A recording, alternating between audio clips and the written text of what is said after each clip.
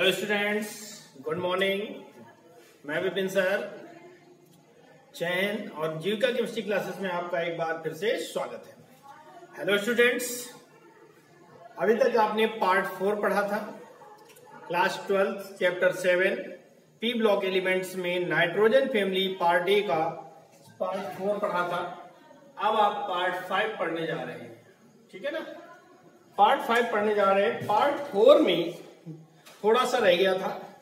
Part 4 में nitrous oxide की property में, केमिकल प्रॉपर्टी में यानी रासायनिक गुणों में एक पार्ट 2 रासायनिक गुण हो गए थे और थोड़ा सा छूट गया था और उसके नाइट्रस ऑक्साइड के उपयोग छूट गए,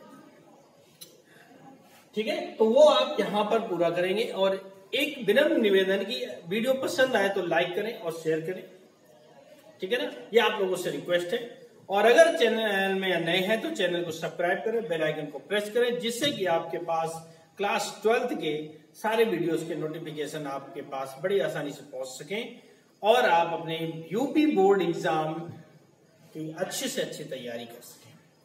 तो आइए शुरू करते हैं। नाइट्रस ऑक्साइड का शेष भाग रासायनिक गुण नंबर 3, 2 पॉइंट हमने आपको करवा दिए थे। अब है रासायनिक गुण नंबर 3, कह रहा है सोडामाइड से क्रिया। सोडामाइड से क्रिया तो N2O प्लस NaNH2, ये नाइट्रस ऑक्साइड, ये सोडामाइड, ये क्या हो गया, सोडामाइड हो गया। क्रिया कराएंगे तो NaN3, ये बना सोडियम एजाइड। क्या बन गया, सोडियम एजाइड प्लस H2, यानी सोडामाइड से क्रिया करके सोडियम एजाइड बनाता है, ठीक है ना। नंबर 4 है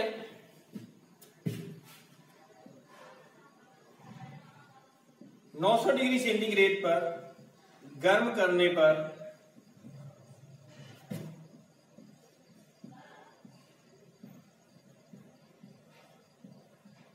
यह अपघटित हो जाता है,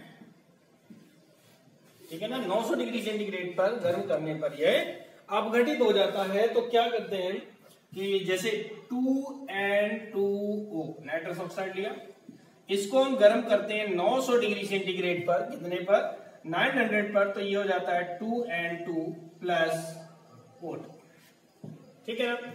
अब आपकी हेडिंग हो जाती है उपयोग। उपयोग नंबर 1,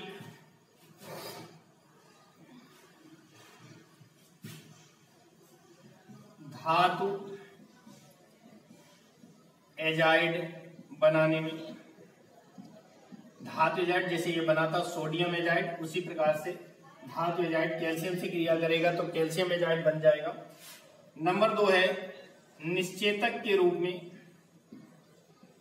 निश्चेतक के रूप में हमने आपको बताया था, थोड़ा सा सूंघेंगे तो सूंघने पर हंसी आती है और अगर आप ज्यादा सूंघ लेते हैं तो बेहोशी आ जाती है।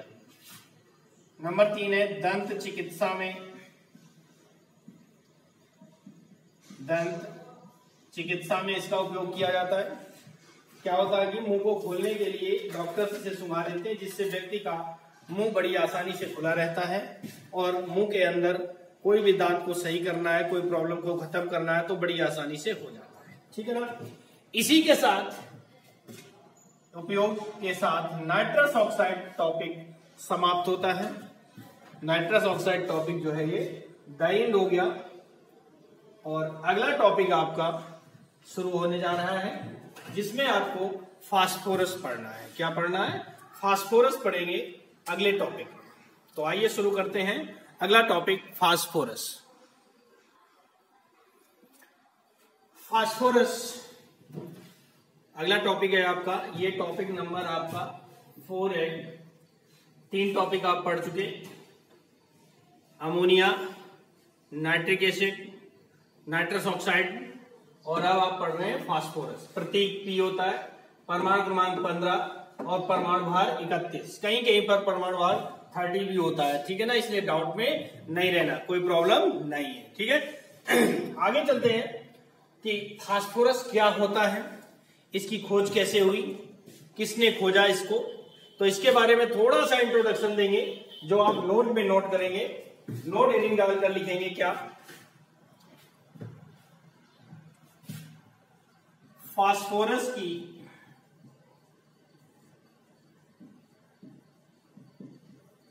खोज सर्वप्रथम ब्रांड ने, किसने की थी? फास्फोरस की खोज सर्वप्रथम ब्रांड ने 1669 में की थी। फास्फोरस की खोज किसने की थी? सर्वप्रथम ब्रांड ने 1669 में की थी।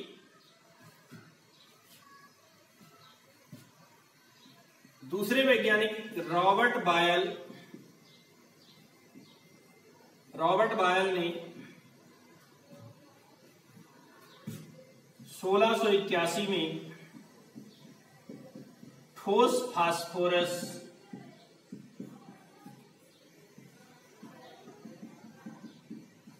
बनाने की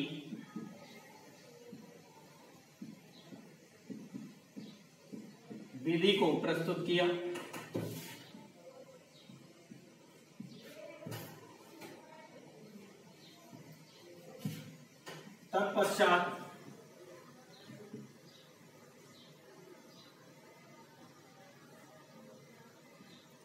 तत्पश्चात सीले ने इसे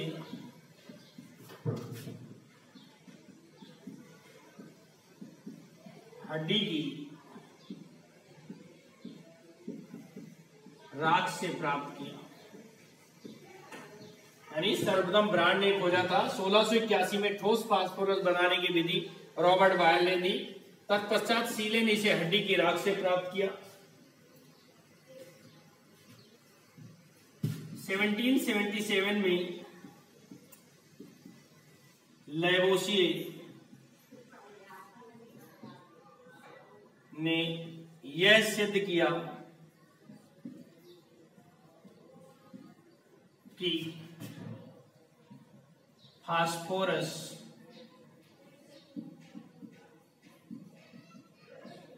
एक तत्व, यानी लैवोसिए ने 1777 में यह बताया कि फास्फोरस जो है एक प्रकार का तत्व।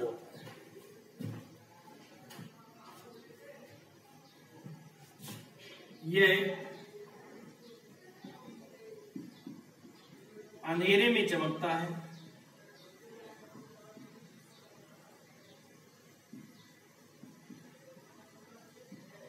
इसलिए इसका नाम फास्फोरस पट। फास्फोरस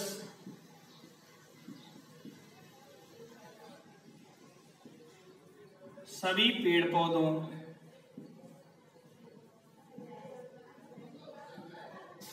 एवं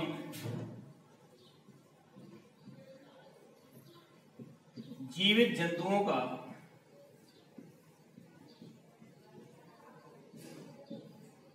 अभिन्न भाग है।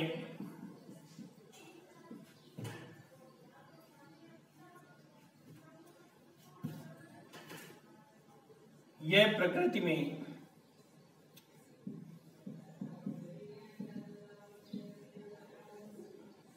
संयुक्त अवस्था में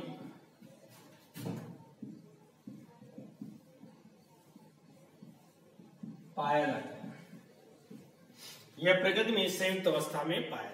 यह था फास्फोरस का इतिहास। एक बार देख लें। खोज सर्वप्रथम रॉबर्ट ब्रांड ने 1669 में की। रॉबर्ट बायल ने 1621 में ठोस फास्फोरस बनाने की विधि को डेवलप किया। सीले ने इसे हड्डी की राख से प्राप्त किया। लैवोसिए ने सिद्ध किया कि फास्फोरस एक प्रकार का तत्व होता है, क्योंकि यह अंधेरे में चमकता है, इसलिए इसका नाम फास्फोरस पड़ा। फास्फोरस सभी जीव पेड़ पौधों एवं जीवित जंतुओं का अभिन्न भाग का मतलब होता है सभी जीवधारियों में पाया जाता है। यह प्रकृति में संयुक्त अवस्था में मिलता है, क्योंकि क्रियाशील होता है, इसलिए कि फ्री संयुक्त यानी फ्री रूप में नहीं पाया जाता, केवल संयुक्त रूप में पाया जाता।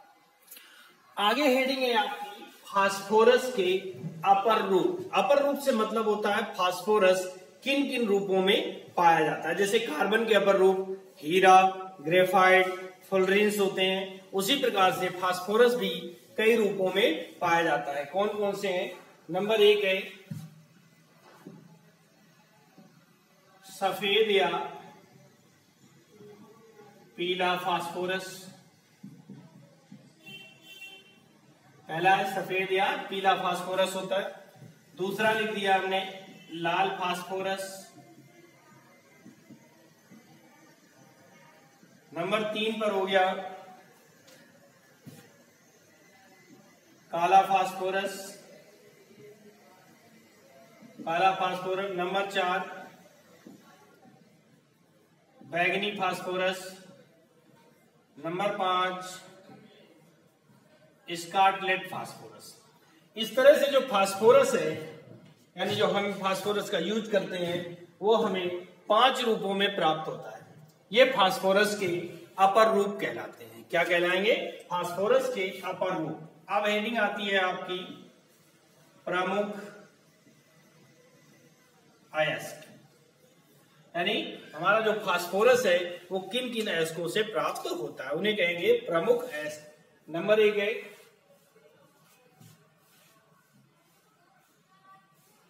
हड्डी की राख या फास्फेट रॉक। सूत्र होगा CA3PO4 का होल ट्वाइस। CA3PO4 का होल ट्वाइस। इसे हड्डी की राख या फास्फेट रॉक कहते हैं। नंबर 2 है फ्लोर एपेटाइट। सूत्र होगा CA3PO4 का होल ट्वाइस इंटू CaF2। ये दूसरा अयस्क हो गया। तीसरा है हाइड्रोक्सी एपेटाइट। ये होगा सूत्र 3CA3PO4 का होल ट्वाइस इंटू CaOH का होल ट्वाइस। ये हाइड्रोक्सी एपेटाइट हो गया।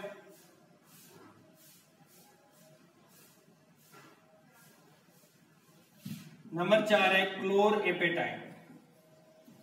क्लोर एपेटाइट सूत्र होगा 3CA3PO4 का whole twice into CaCl2।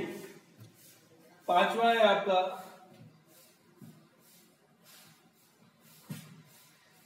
WaveLight. सूत्र होगा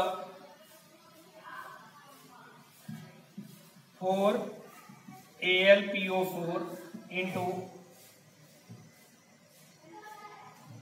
2AlOH का होल ट्वाइस इंटू 9H2। ये फास्फोरस के प्रमुख अयस्क हो गए। कौन कौन से हैं?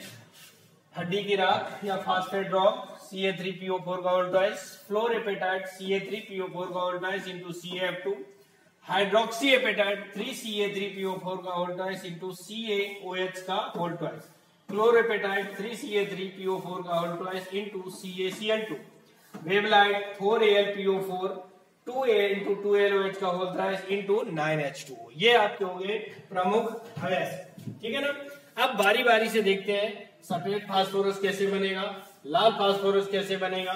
तो इसका अध्ययन करना है आपको कि सफेद फास्फोरस कैसे बनता है। तो आइए देखते हैं। हेडिंग है आपकी नंबर 1 फास्फोरस के अपर रूप में। नंबर 1 पर हेडिंग डालेंगे सफेद या पीला फास्फोरस कैसे बनाते हैं। तो देखिए क्या लिखेंगे कि सफेद फास्फोरस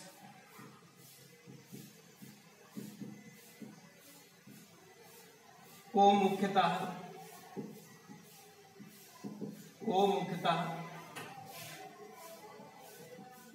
हड्डी की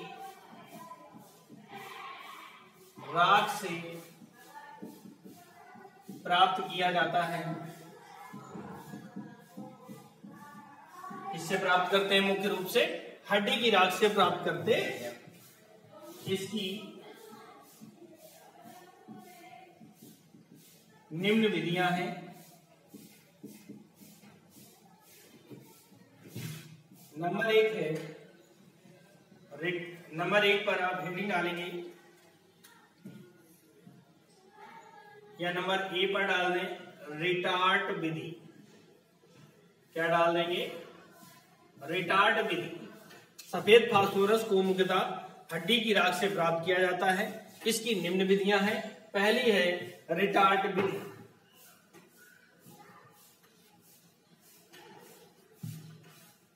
इस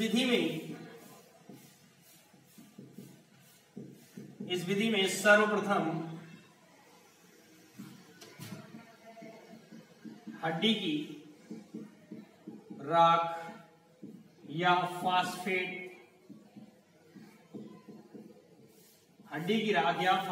रॉक को,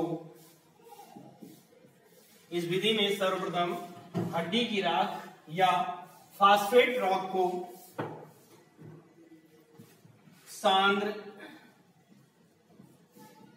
H2SO4 के साथ गर्म करते हैं।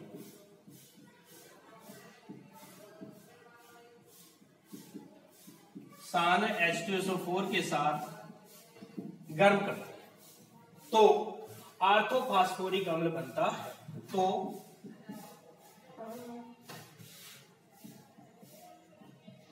आर्थोफास्फोरिक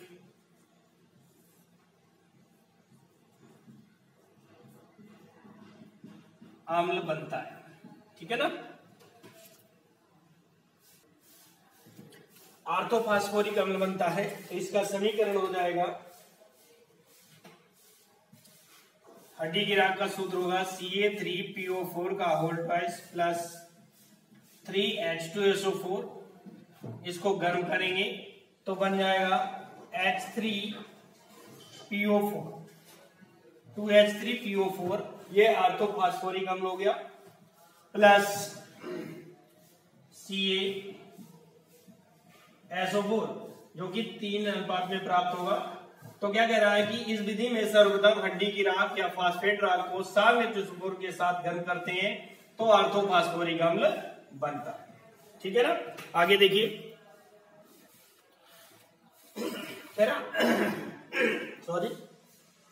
अविलेय कैल्शियम सिलिकेट को छानकर पृथक कर देते हैं। ये अवक्षेप के रूप में प्राप्त होता है, जिसे छानकर पृथक कर देंगे। इससे कोई मतलब नहीं।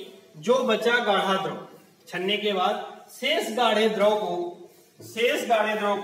तेज गर्म करने पर आर्थोफास्फोरिक अम्ल यानी जो H3PO4 प्राप्त हुआ था, आर्थोफास्फोरिक अम्ल मेटाफास्फोरिक अम्ल में अपघटित हो जाता है। तेज गर्म करने पर क्या कह रहा है? शेष गाढ़े द्रव को तेज गर्म करने पर आर्थोफास्फोरिक अम्ल मेटाफास्फोरिक अम्ल में परिवर्तित हो जाता है, अपघटित हो जाता है, तेज गर्म।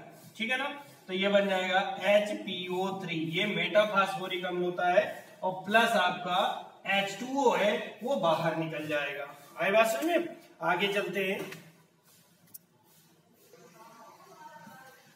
देखिए क्या कह रहा है, मेटाफास्फोरिक अम्ल में कोक मिलाकर रिटार्ड में आश्रित करने पर सफेद फास्फोरस प्राप्त होता है। अभी आपने इससे ऊपर वाले पद में पढ़ा कि आर्थोफास्फोरिक अम्ल को तेज गर्म करने पर वह मेटाफास्फोरिक अम्ल में अपघटित हो जाता है। तो जो मेटाफास्फोरिक अम्ल प्राप्त हुआ था उसमें कोक मिलाएंगे और कोक मिलाकर रिटार्ड में आश्रित करेंगे यानी गर्म करेंगे तो हमें सफेद फास्फोरस प्राप्त हो जाता है। देखिए क्या होगा, 4HPO3 प्लस 10C, कोक मिला दिया, ये कोक होता है, ये मेटाफास्फोरिक अम्ल है।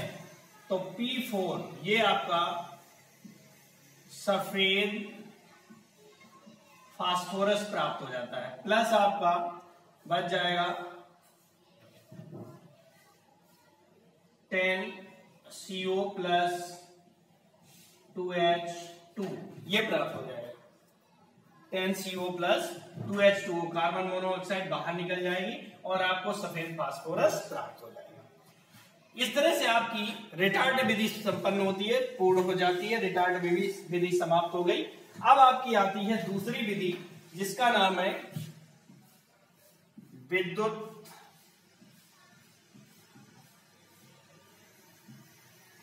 तापीय विधि या आधुनिक विधि।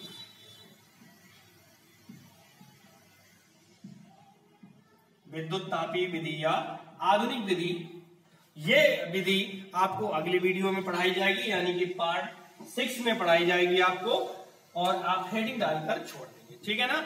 नमस्कार, जय हिंद, जय भारत।